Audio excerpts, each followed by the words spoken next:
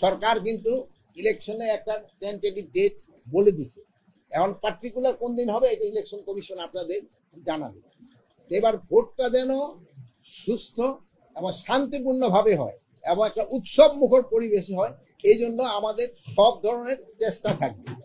তা আপনারা জানেন যে ইলেকশনটা কিন্তু নির্ভর করে অনেকগুলি ফ্যাক্টরের উপরে।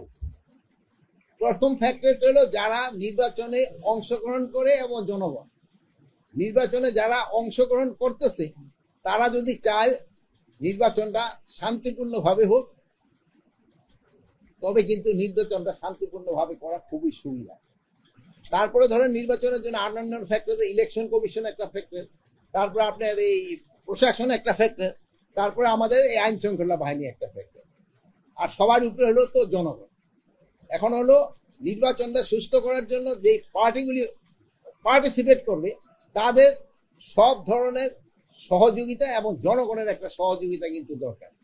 তাদের সহযোগিতা ছাড়া নির্বাচন সুস্থ এবং শান্তিপূর্ণভাবে করানো অনেক সময় কষ্টকর হয়ে যায়। আর এই কেন্দ্রটা দেখার উদ্দেশ্য হলো আমাদের আছে। এবার আমরা চাচ্ছি ভোট কেন্দ্রে যারা এই গত 3 ইলেকশনে যারা ভোট দিতে পারে না, ইয়াং ভোটাররা, তাদের জন্য আমরা একটা আলাদা বুথ করার চেষ্টা ভাবনা করা হচ্ছে। মেয়েদের জন্য আলাদা বুথ থাকবে, ছেলেদের জন্য আলাদা বুথ থাকবে। ইয়াং যারা আছে তাদের জন্য ছেলে মেয়ে আলাদা আলাদা থাকবে, মানে মোটামুটি 4টাই সেটি থাকবে। তাই এই স্কুলটা আমি দেখলাম যে এটা পরিবেশও বেশ ভালো এবং বেশ বড়। এখানে যা আছে যে এখানে প্রায় 1000 লোকের উপরে মনে হয় ভোটার হবে। আর আর আপনারা হলো একটা হলো এই একমাত্র একটা উপজেলা যে উপজেলায় 2টা কনস্টিটিউয়েন্সি। এটা মনে হয় বাংলাদেশে আর এরকম কোথাও নেই। অনেকে দেখবেন 2 উপজেলা মিললে একটা কনস্টিটিউয়েন্সি হয়, আর এখানে হলো 1 উপজেলা মিললে 2টা কনস্টিটিউয়েন্সি। এটা এখানে ভোটটা যেন সুস্থ শান্তিপূর্ণ ভাবে হয়, এই জন্য কিন্তু আমাদের এখানে আসা। এবং জেলখানা ভিজিটের উদ্দেশ্য ছিল কয়েদিরা কে কিভাবে আছে, তাদের খাওয়ার মানটা আর একটু ভালো করা যায় কিনা, তাদের কোনো সমস্যাগুলি ওইগুলি দেখা, প্লাস আমাদের র্যাব হেডকোয়ার্টার এবং থানা ভিজিটের উদ্দেশ্য হলো তাদের ট্রেনিংটা আমরা শুরু করে দিব খুব তাড়াতাড়ি। এবং আমরা তাদের বডি ক্যাম্পও দিয়ে ক্যামেরা একটা দিয়ে দিচ্ছি, যে জন্য তারা পুরোটা অবজার্ভ করতে পারে, এইগুলি দেখার জন্য। আমরা নির্বাচনের জন্য বলি নাই, আপনারা জনগণ সবাই নির্বাচনের জন্য উৎসব মুখর করছে। এটা আমরা জনগণ সবাই আমরা ইলেকশনটা চাচ্ছি এবং একটা শান্তিপূর্ণ ভাবে ইলেকশন হোক এটা চাচ্ছি। এই জন্য এটার জন্য যত ধরনের আমাদের প্রিপারেশন নেওয়ার আমরা প্রস্তুতি নিচ্ছি। অবৈধ অস্ত্রের ক্ষেত্রে আমি তো গতকালও আপনাদের বলছি, আমরা তো অবৈধ অস্ত্র উদ্ধার করে যাচ্ছি, আপনারাও রিপোর্টও করতেছেন হচ্ছে। প্লাস আমরা একটা পুরস্কারও ঘোষণা করতেছি, ইভেন যে ইনফরমেশন দিতে পারবে তাদের আমরা পুরস্কারও দিব। বডি ক্যাম্পটা যেটা হবে আপনাদের প্রতিটা ডিস্ট্রিক্ট হেডকোয়ার্টারে, এটা আপনারাও দেখতে পারবেন প্রতিটা সেন্টারে নির্বাচনটা কিভাবে হচ্ছে, সুস্থভাবে হচ্ছে কিনা, এটা দেখার হইলো বডি ক্যাম্পগুলি। বডি ক্যাম্প কিন্তু আমাকে এখনো পুলিশের কাছে আছে, ইভেন এই যে কারারক্ষীদের কাছেও কিন্তু বডি ক্যাম্প থাকে, বিজিবির কাছেও বডি ক্যাম্প থাকে। বাট ইলেকশনের জন্য আমরা পুলিশের কাছে আবার 10,000-এর মতো বডি ক্যাম্প আছে, বিজিবির কাছেও কিছু আছে। এখন আরো আমরা 40,000 বডি ক্যাম্প কেনার চিন্তা ভাবনা আছে।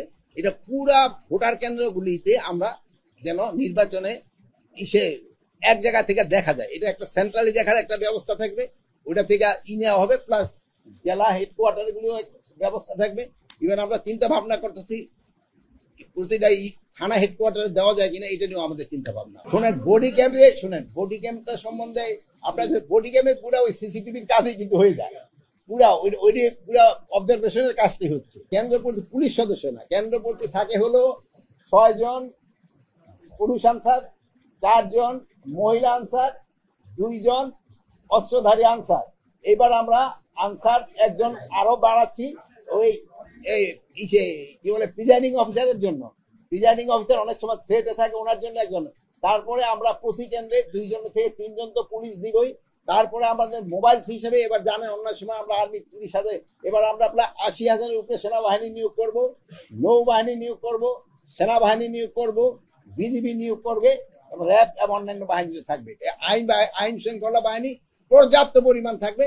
বাট আমি একটা কথা বলছি যে আপনাকে আগে নির্বাচনটা সুস্থভাবে সবচেয়ে হেল্পফুল ভাবে করার সাহায্য করতে পারে হলো যারা নির্বাচনে অংশগ্রহণ করে তারা এবং আপনারা যদি ভালোভাবে আপনারা সবসময় খুব ভালোভাবে রিপোর্টিং করেন, এই জন্য আমি আপনাদের আবারও ধন্যবাদ দিই। আপনারা ইলেকশনের সময় সুন্দর রিপোর্টিং করবেন, আমি এই জন্য আপনাকে আগেও অ্যাডভান্স ধন্যবাদ দিয়ে দিচ্ছি যে আপনারা খুব ভালোভাবে কাজ করেন।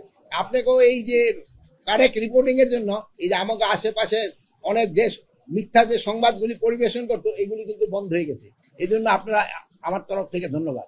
এই ক্ষেত্রে আপনি বলছেন এইগুলি বলতে মনে ফাইনাল রিপোর্ট দিয়েছে, প্লাস আপনারা জানেন যে এখানে অনেকের বিরুদ্ধে মামলা হয়েছে যারা নিরীহ, এরা যেন অনেকের বিরুদ্ধে মামলা হয়েছে যারা নিরীহ, এখন কোন নিরপরাধ ব্যক্তি যেন আইনের আওতায় না আসে, এই জন্য আমরা সর্বাত্মক চেষ্টা করে যাচ্ছি। এই জন্য আপনাদের একটু সাহায্য এবং সহযোগিতা দরকার, যেহেতু আপনারাও জনগণকে একটু সচেতন করবেন। এখানে দেখা গেছে যে এই পয়সার লোভে আসামি করে দিতে, তোমার আসামি করে দিব, নালে কিন্তু এত টাকা দিতে হবে, এই জিনিসটা কিন্তু আপনারা বন্ধ করতে হবে। আর একটা হলো সমাজের যে একটা অসহিষ্ণু হয়ে গেছে, এখন দেখা গেছে একটা ঘটনা ঘটতেছে, এই ঘটনা ঘটার সময় সবাই করে নাকি ভিডিওটা নিয়ে ব্যস্ত থাকে, কিন্তু ওইটা প্রতিহত করতে আসে না। আগে আপনি দেখেন একটা বাচ্চা পড়ে গেলে লঞ্চে থেকে আর একজন ভাই লাভ দিয়া বাচ্চাটা উঠানোর জন্য চেষ্টা করতো, কিন্তু এখন হয়তো কি দেখবেন যে সে করবে না, আর লাভ না দিয়ে ওই ছবি উঠানোর চেষ্টা করবে।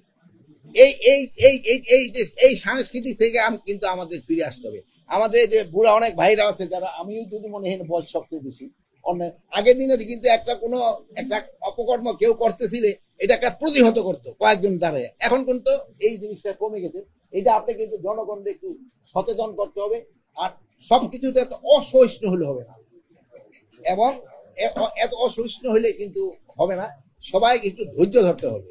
আমি এই প্রশ্নের উত্তর অনেকবার দিয়েছি, তারপরেও আমি বলবো যতটা আমরা আইন শৃঙ্খলা পরিস্থিতি উন্নতি, আপনি যদি এই জুলাই থেকে যদি এই জুলাই না আগে জুলাই থেকে দেখেন কি পরিস্থিতি ছিল, থানা খালি, কেউ আসে না, আনসার বিদ্রোহ, অন্যান্য বাহিনীগুলি অত ভাবে সক্রিয় না, ওই থেকে এখনকার পরিস্থিতি অনেক ভালো হয়নি।